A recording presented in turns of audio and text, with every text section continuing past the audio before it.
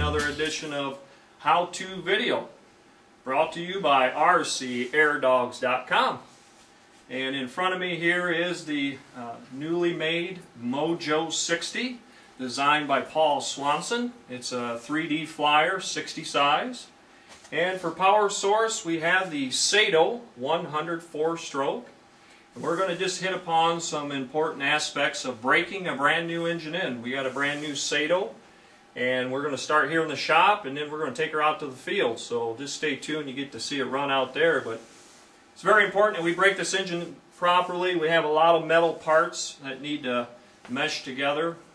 You have your cylinder and your piston, you have your ball bearings, and just a few quick points on that. First thing we like to start out with is we want to go with all the manufacturer recommended specs for your engines, you know, whether it's a 2-stroke or 4-stroke engine. We want to make sure that we get the right size propeller, and we always want to balance all our propellers on our planes. And we want to make sure everything is nice and tight, our muffler is nice and tight, our nice little spark plug, we got that nice and tight.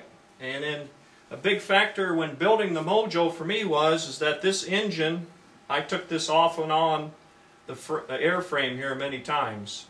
This engine sat around on the work table, so it did accumulate probably some dust, maybe some dirt inside of it.